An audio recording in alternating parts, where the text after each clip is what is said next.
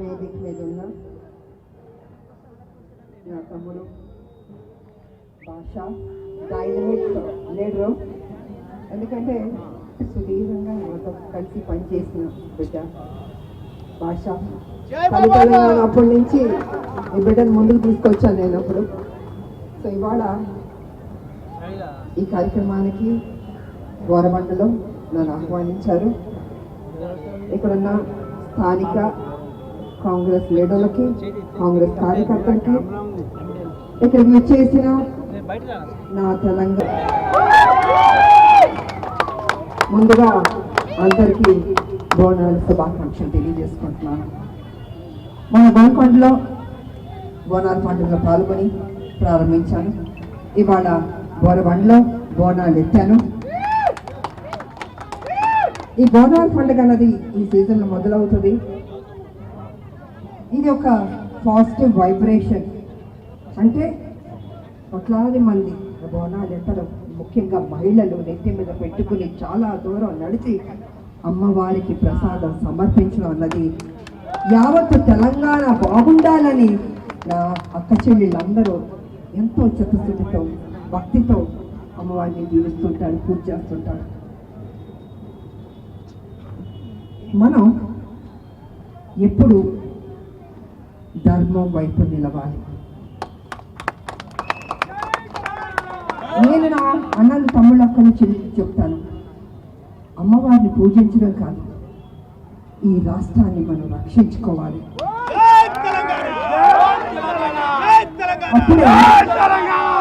అప్పుడే ఎందుకంటున్నానంటే ఎంతో కష్టపడి పోరాటాలు చేసి, త్యాగాలు చేసి, ఆత్మబలిదానాలు చేసుకుని తీసుకొచ్చిన రాష్ట్రం మన తెలంగాణ రాష్ట్రం. ఇలాంటి రాష్ట్రం ఒక బంగారు బాతు. ఆ బంగారు బాతుని కోసి తినేద్దామని చాలా మంది కన్ను వేశారు. దుష్టశక్తులు ఉన్నారు. దుష్టశక్తులు లోపలికి రావడానికి కుట్రలు చేస్తున్నారు. నేను ఒకటే అంటున్నాను, తెలంగాణ వచ్చిందని రిలాక్స్ అవ్వద్దు. ఎల్లప్పుడూ ఒక కంటి కనపడుతుందండి. అమ్మవారు రాత్రి పూట మీరు మొత్తం తిరుగుతున్నట్టు నా అన్న తమ్ముళ్ళు, అక్క చెల్లెళ్ళు రాత్రి ఈ తెలంగాణను కాపాడాలి. ఇది ఒక అక్షయ పాత్ర తెలంగాణ అంటే. ఆ అక్షయ పాత్రని కాపాడుకోవాలి. కానీ దుష్టశక్తులు ఊరికినట్లేదు. నేను ముందే చెప్తున్నాను, జాగ్రత్తగా ఉండండి ప్రజలారా. కుట్ర చేస్తున్నారు మన తెలంగాణ మీద. మన తెలంగాణ మరొక్కసారి దోచుకోవాలి, వాళ్ళ కింద బాధ్యాన్ని కాలు మొక్కుతారా అన్నట్టు చేయాలని చేస్తున్నారు. అందుకే హుషార్ ద్వారా హుషార్. జీవితంలో పండగ పూట కొన్ని మంచి మాటలు చెప్తాను. మనం ఎప్పుడు దాన ధర్మాలను చేయాలి. ఆకలి అని వచ్చిన వాళ్ళకి అన్నం పెట్టాలి. కష్టం అని ఉన్న వాళ్ళకి ఆదుకోవాలి. అది మన తెలంగాణ బిడ్డల ఒక సంస్కృతి, వాళ్ళ గొప్ప మనసు. ఎప్పుడు దాన్ని విడిచిపెట్టద్దు. ఎందుకంటే మనం మంచి చేస్తే మనకు మంచి జరుగుతుంది. మనం ధర్మం వైపు నడిస్తే ధర్మం మనల్ని కాపాడుతుంది. ఇది ముందు మనం గుర్తుపెట్టుకోవాలి. పూజలు చేస్తాం, అమ్మవారిని మొక్కుతాం, అమ్మ నాకు మంచి అంటాం. కానీ ఇవి కూడా మన బాధ్యత, ధర్మం. ఆ ధర్మాన్ని గట్టిగా పట్టుకోవాలి, ధర్మం వైపు నడవాలి. ఎందుకంటే ఇది కలియుగం. ఈ కలియుగంలో అన్ని పాపాలే చేస్తుంటున్నారు. రకరకాలుగా దోపిడీ చేస్తున్నారు, రకరకాల మోసాలు చేస్తున్నారు. కానీ ఇలాంటి ఎంతో మంది తెలంగాణ బిడ్డలు, మంచి కోరేవాళ్ళు, వాళ్ళ పూజలు, పునస్కారాలు, ఘోష ఒక వైఫై ఆన్ చేసినట్టే అమ్మ అమ్మ అమ్మ అంటుంటే ఆ అమ్మవారు వాళ్ళని దీవిస్తుంది, కాపాడుతుంది. అది గుర్తుపెట్టుకోవాలని నేను చెప్తున్నాను. కాబట్టి ఈ శుభ సందర్భాన, ఈ బోనాల పండుగ నాడు నేను మిమ్మల్ని కలుసుకోవడం నాకు చాలా ఆనందంగా ఉంది. మళ్ళీ ఎన్నికలు రాబోతున్నాయి. ఈ ఎన్నికలు తప్పకుండా మంచి జరగాలి. ఎందుకంటే కాంగ్రెస్ ఎప్పుడు పేదల పార్టీ. కాంగ్రెస్ పార్టీ ప్రజలకు ఎప్పుడు మేలు చేసే పార్టీ. కానీ కొన్ని దుష్టశక్తులు కొన్ని మాట్లాడతారు, దాన్ని మనం పట్టించుకోవాల్సిన అవసరం లేదు. మన ప్రభుత్వం మంచి చేయాలని చేస్తుంది, చూస్తుంది. అది ఎక్కడ దాంట్లో సందేహపడాల్సిన అవసరం లేదు. ఆలస్యం అయినా లేటుగా వచ్చినా లేటెస్ట్గా వస్తుంది మన కాంగ్రెస్. కాబట్టి ప్రజలారా, దుష్ట శక్తులను నమ్ముకుంటే అమ్మవారు ఆ దుష్ట శక్తిని సంహారం చేస్తారు. మంచివాళ్ళని నమ్ముకుంటే అమ్మవారు దీవెనలు ఇస్తారు. అది మన అమ్మవారిని మనం పూజ చేస్తాం. కాబట్టి మంచిగా ఆలోచించండి. ఈ పండగ పూట మీకు అంత మేలు జరగాలి, నా ప్రజలు ఎప్పుడు సంతోషంగా ఉండాలి, మీ రాములమ్మ కోరుకుంటున్నాను. ఈ సందర్భంగా ఒక చిన్న విషయం చెప్తాను, చిన్న మార్పు.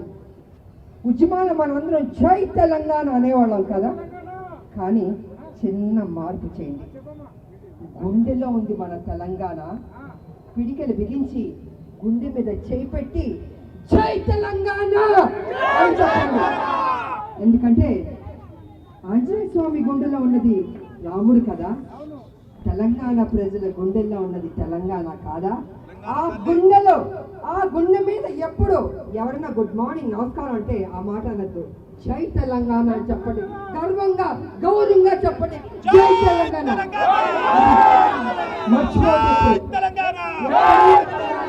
ఎప్పుడు గుండె మీద చేపెట్టుకుని చెప్పండి జై తెలంగాణ. ఎందుకంటే మన రాష్ట్రం మనం తెచ్చుకున్నాం, మన ఇంట్లో మనం ఉంటాం, అద్దింట్లో మనం లేవు. ఇంతకాలం అద్దింట్లో ఉన్నాం, ఇప్పుడు మన సొంత ఇంట్లో ఉన్నాం కాబట్టి ఆత్మ గౌరవంతో బతుకుతున్నాం.